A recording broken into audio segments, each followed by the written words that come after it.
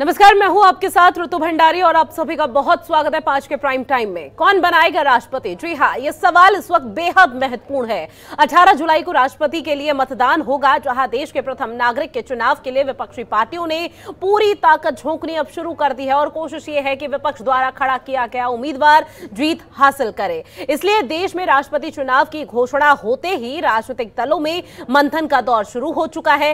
विपक्ष की तरफ से राष्ट्रपति का उम्मीदवार कौन होगा, इसी सवाल का जवाब ढूंढने के लिए आज दिल्ली में विपक्ष की एक बड़ी बैठक भी हो रही है। ममता बनर्जी पूरे विपक्षी मोर्चे को लीड कर रही है, जहां राष्ट्रपति पद के लिए संयुक्त उम्मीदवार पर चर्चा के लिए बैठक भी बुलाई गई और कोशिश ये है कि पूरा विपक्ष एकजुट हो तो एनडीए के उम्मीदवार को कड़ी टक्कर भी दी जा सके। शुरू में तो सीपीआई ने इस बैठक का कुछ विरोध भी किया, लेकिन बाद में कांग्रेस समेत सीपीआई सभी मान गए। यही कारण है कि मीटिंग में रणदीप सुरजेवाला, मल्लिकार्जुन खड़गे, शरद पवार, अखिलेश यादव, महबूबा मुफ्ती समेत कई विपक्षी पार्टियों के नेता भी शामिल हुए हैं। हालांकि इस मीटिंग में टीआरएस, आम आदमी पार्टी और एआईएमआईएम शामिल नहीं हुई। राष्ट्रपति चुनाव में मतदान करने वाले इन सियासी गठबंधनों की ताकत की अगर बात की जाए तो कांग्रेस के नेतृत्व वाले यूपीए गठबंधन के पास फिलहाल 23% के लगभग वोट है, जबकि बीजेपी नेतृत्व वाले एनडीए गठबंधन के पास लगभग 48% वोट है। ऐसे में यूपीए के मुकाबले में तो बीजेपी को बड़ी बढ़त हासिल है, लेकिन अगर सभी विपक्षी दल मिलकर संयुक्त तौर पर कोई उम्मीदवार खड़ा करते हैं तो सियासी समीकरण भी बदल जाएंगे और इसी समीकरण को बनाने के लिए आज की बैठक हो रही है और इसी मुद्दे पर आज हम चर्चा करेंगे।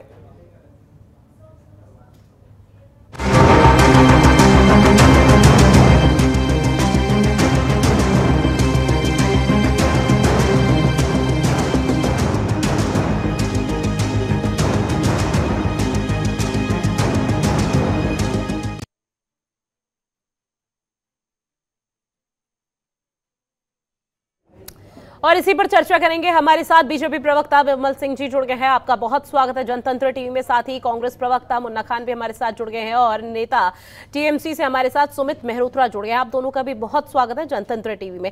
आज शुरुआत विमल जी मैं आपसे करना चाहूंगी, कौन बनाएगा इस बार का राष्ट्रपति?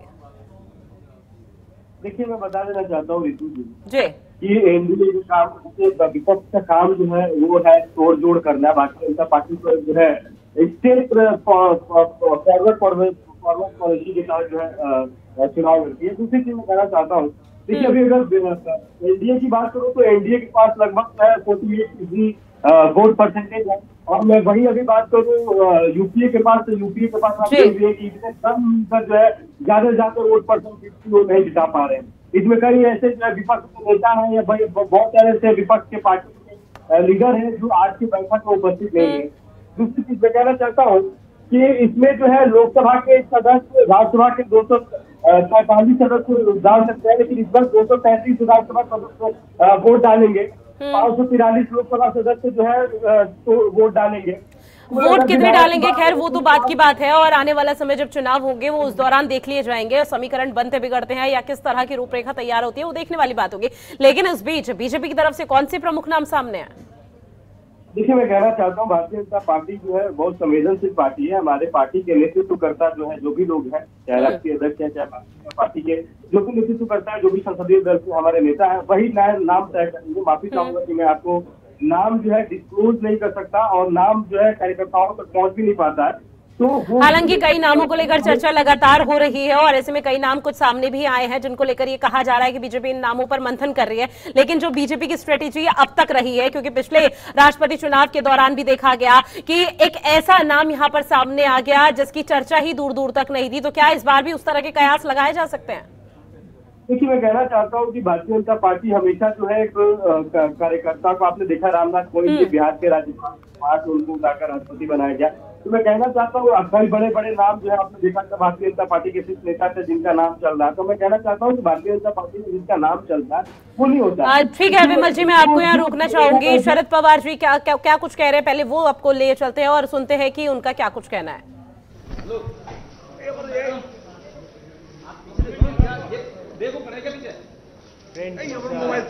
It's a very short resolution adopted by all the opposition parties that were present at today's meeting. In the forthcoming presidential election, which is being held in the year of the 75th anniversary of India's independence, we have decided.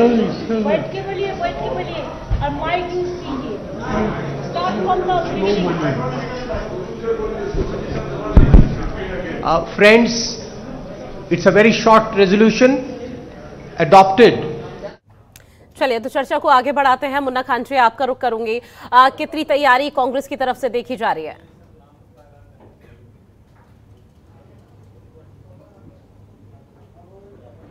Ritu जी, सबसे बड़ी बात यह है कि अभी हमारी तैयारी जो है, अभी समय है, तैयारी चल रही है। अभी हमारी जो सहयोगी है उनसे बातचीत चल रही है। अभी कांग्रेस पार्टी कोई भी निर्णय नहीं ली है अभी, और किसी निर्णय की तरफ अभी हम नहीं है। जब तक हमारे सहयोगी दलों से बातचीत न हो जाए, हमारी मीटिंग न हो जाए, तब तक हम किसी भी रुख पे अभी तैयार नहीं है, न किसी सुझाव देने पे तैयार है। और सवाल रहा कि जो अपना राष्ट्रपति बनने वाले हैं, उनके नाम भी गुप्त रखा जाएगा और उनके नाम पे पहले मंथन होगी और उनके बाद किसी तरह का सुझाव देने का काम करेंगे और किसी को भी भेजने का प्रयास करेंगे। लेकिन कांग्रेस की तरफ से अगर कुछ नाम सामने आएंगे तो वो क्या एनडीए को किसी भी तरह की टक्कर दे सकती है? मैं आपको कह तो रहा हूँ रितु जी कि अभी कोई भी नाम, किसी भी नाम पे चर्चा नहीं हुई है। अभी जितने भी हमारे सहयोगी दल हैं उनसे बातचीत होनी है। अभी बातचीत नहीं हुई है, बातचीत होएगी। 2-4 दिन का समय हो रहा है, क्योंकि अभी चुनाव में काफी लंबा समय है। तो 2-4 दिन के बाद मैं अपने सहयोगियों से बात करने के बाद कांग्रेस पार्टी बताएगी। ठीक है।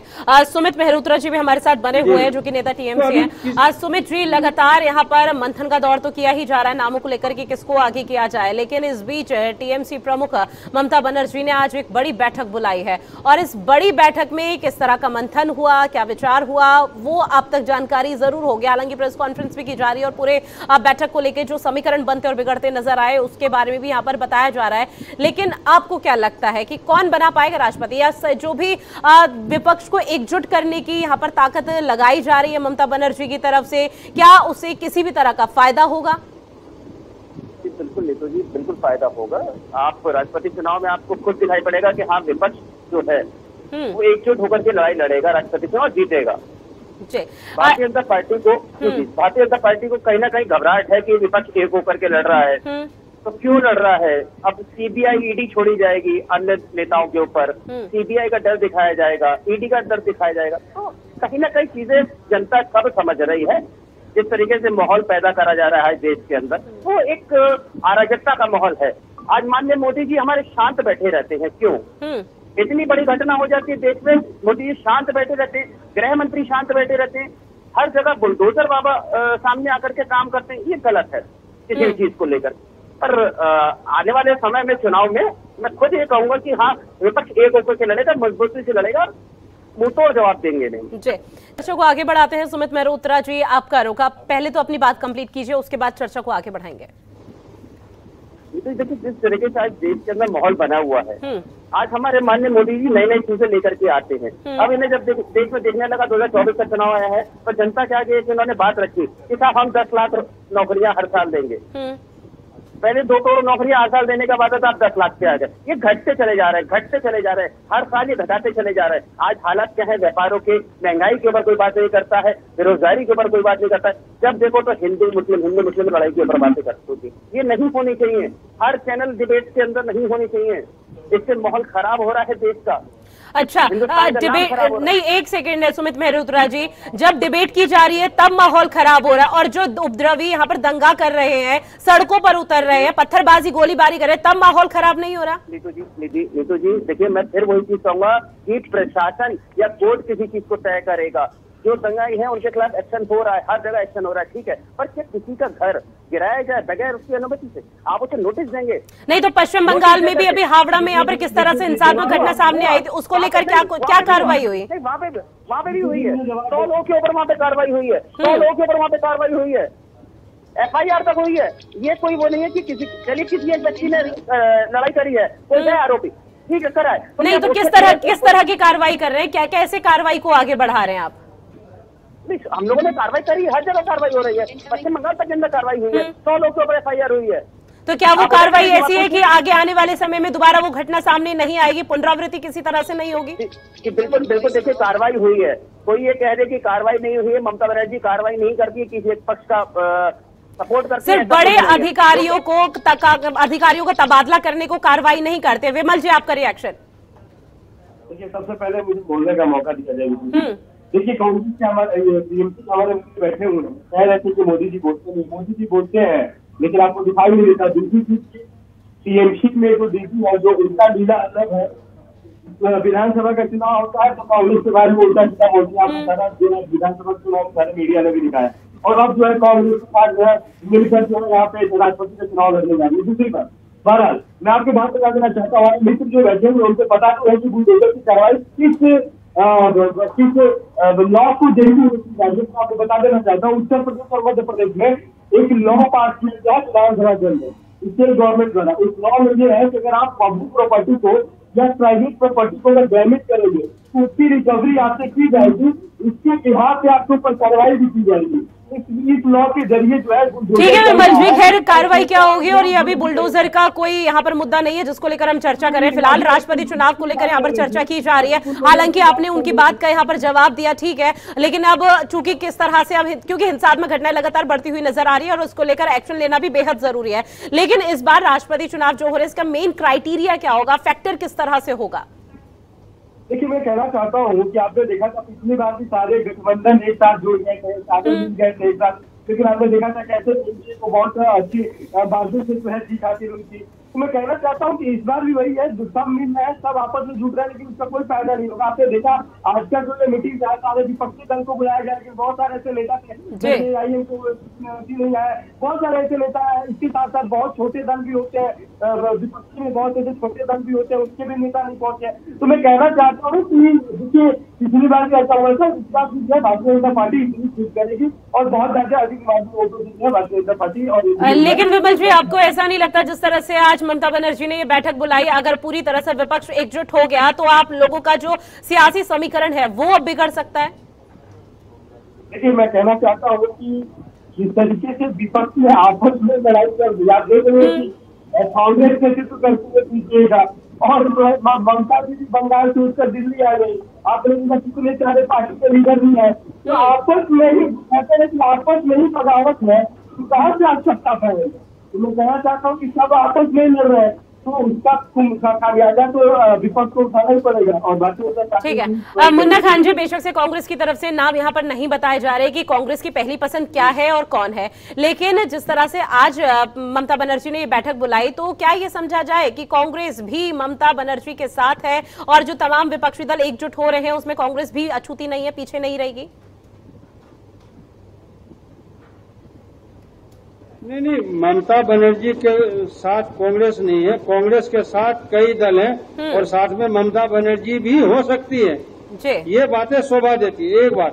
दूसरी बात, जो हिंदुस्तान के अंदर जो सबसे बड़ा पद है, जो राष्ट्रपति का पद है, उसके माने ये होते हैं कि अगर जो हमारे प्रधानमंत्री जी हैं या मुख्यमंत्री जी हैं या देश हो, भारत देश या कोई राज्य, अगर किसी तरह का मिस्टेक कर रहा है, कोई गलती कर रहा है, तो वहां से उन्हें सुधार करने की या कार्रवाई करने की या दबाव बनाने की जरूरत है। तो हम ऐसे सक्षम लोगों को भेजेंगे ऊपर और राष्ट्रपति बनाएंगे कि जो सब पे नजर रखे और जो किसी के साथ अन्याय हो रहा हो उन पे भी नजर रखे। जैसा कि आपने देखा 5 साल से कई तरह के यहाँ पे कई तरह के दबाव आए, चाहे राज्य के द्वारा हो या प्रशासन के द्वारा या दिल्ली प्रदेश या हिंदुस्तान के द्वारा, कोई खामोश रहा, कोई कुछ बोला नहीं।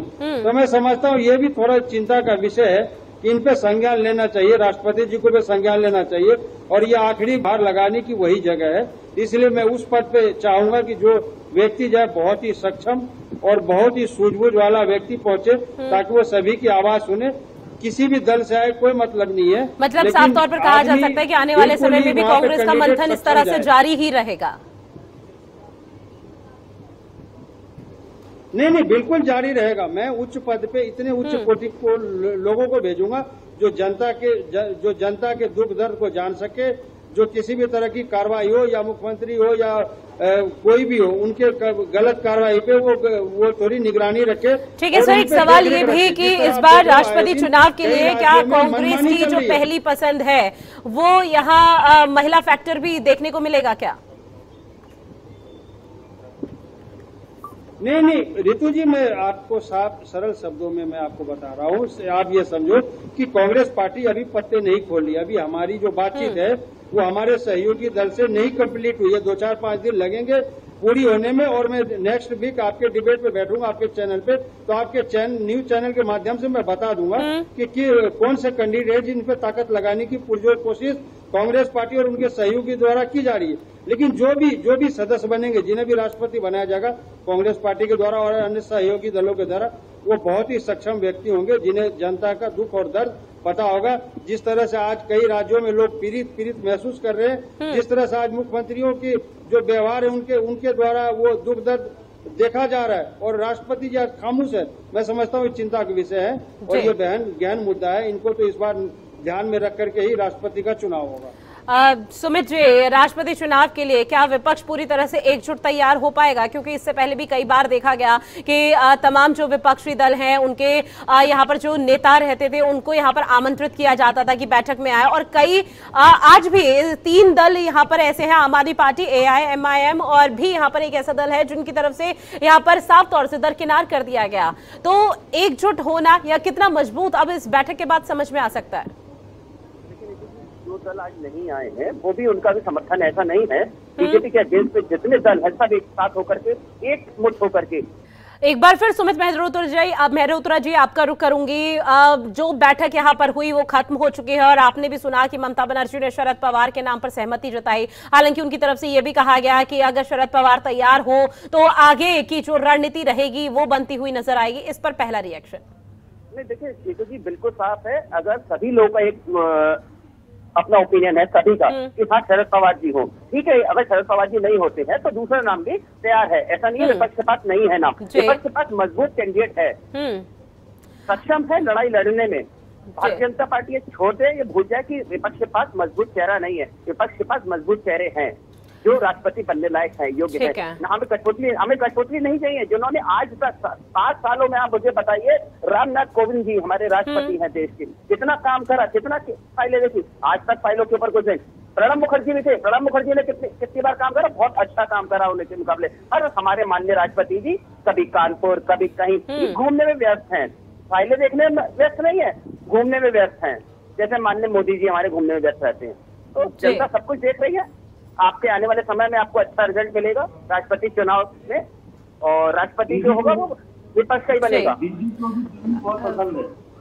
विमल जी, अब शरद पवार के नाम पर अगर सहमति नहीं बनती है तो विपक्ष के पास कई बड़े ऐसे नाम हैं जो सक्षम है राष्ट्रपति के लिए। तो ऐसे में अगर शरद पवार के नाम पर सहमति बन भी गई तो बीजेपी के पास क्या है? अभी आपने देखा, अभी आपने सवाल किया कांग्रेस के हमारे मित्र से, आपने पूछा कि कांग्रेस क्या ममता बनर्जी जी कांग्रेस को लेकर ले आ रही है, तो कांग्रेस के मंत्री ने बहुत अच्छे शब्दों में जवाब भी दिया। उन्होंने कहा कांग्रेस जो है लीड करेगी ममता बनर्जी को। तो मैं कहना चाहता हूँ कि आप देख रहे हैं इनका जो क्वेश्चन है इनमें ही आंसर मिल रहा है। आपस में पूछ ले, अभी शरद पवार का नाम इन्होंने दिया, शरद पवार को जो है राष्ट्रपति उम्मीदवार बना सकते हैं, विपक्षी तरह चुनाव आएगा। कल देखिएगा कितना विरोध होगा इनके यूपी के उसमें की विपक्ष में कितना बवाल होगा कि भाई नहीं, शरद पवार जो अच्छा नेता नहीं है, हम कांग्रेस चाह रही है, हम अपना कोई जो है विपक्ष का कोई अपना कांग्रेस सोचे ही हम अपना कोई पार्टी का उम्मीदवार अपना दे, टीएमसी सोची कि हम अपना दे, CPI सोची हम अपना। मैं कहना चाहता हूँ कि आपस में ही लोग लड़ते रहेंगे और ये कह रहे हैं कि हमारे पास सक्षम, तो मैं बता देना चाहता हूँ आप सक्षम उम्मीदवार तो रख सकते हैं लेकिन आप वोट कहाँ से लाएंगे? ठीक है, एक रिएक्शन। और अगर पिछले राष्ट्रपति चुनाव का मैं जिक्र करूं, विमल जी बात तो सुनिए, अगर पिछले राष्ट्रपति चुनाव का यहाँ पर जिक्र किया जाए तो एनडीए का जो समर्थन में यहाँ पर थे अकाली दल और शिवसेना थी, लेकिन इस बार नहीं है। क्या इससे किसी तरह का फर्क पड़ेगा?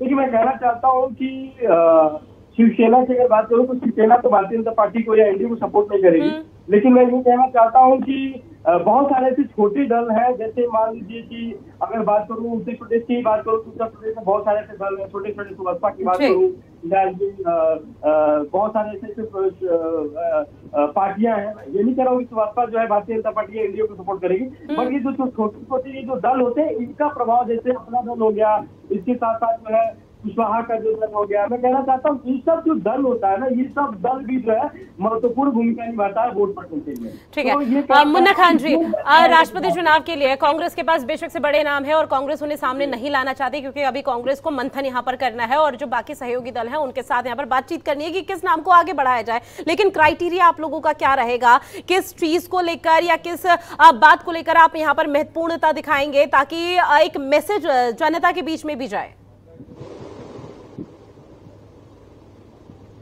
देखिए, सबसे बड़ी बात यह है कि जो 5 साल के अंदर जिस तरीके से खामोशी रही हमारे राष्ट्रपति जी की, कई तरह के देश और राज्य के अंदर कई तरह के उतार चढ़ाव आए और उसके बावजूद भी राष्ट्रपति बिल्कुल खामोश रहे, कभी कुछ बोले नहीं और 2-4 जगह वो घूमने में व्यस्त रहे। आज तक एक भी काम आप बताए, बीजेपी के जो प्रवक्ता हमारे साथ है ये बताए कि कोई भी ऐसे कार्य है जिन पे राष्ट्रपति जी को संज्ञान लेना चाहिए और उन्होंने नजरअंदाज किया, कोई भी एक कार्य ये बताए जिन्होंने वो किया है। तो इस तरह ये चीजें जो है ये नजरों में है और सभी दलों के नजरों में है कि जिस तरह से राष्ट्रपति जी का एक महत्व है और उनको बोलना चाहिए, उनके एक बार बोलने से ये हिंदुस्तान में जितनी भी गतिविधियां वो थम जाती है, जो भी हरकतें वो रुक जाती है, वो उनको बोलना चाहिए था।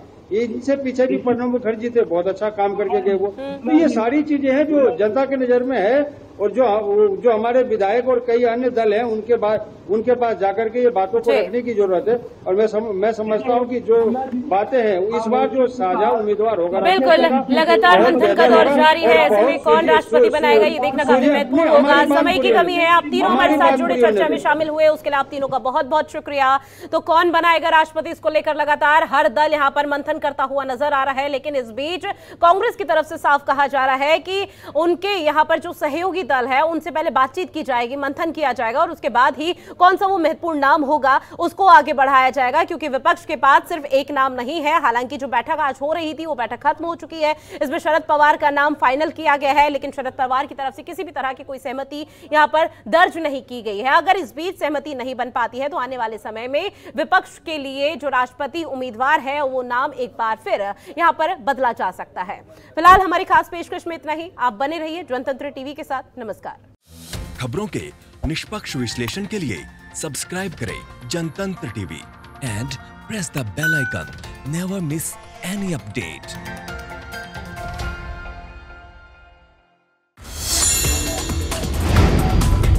Download the Janatantra TV app, available on Google Play and App Store. Download it now.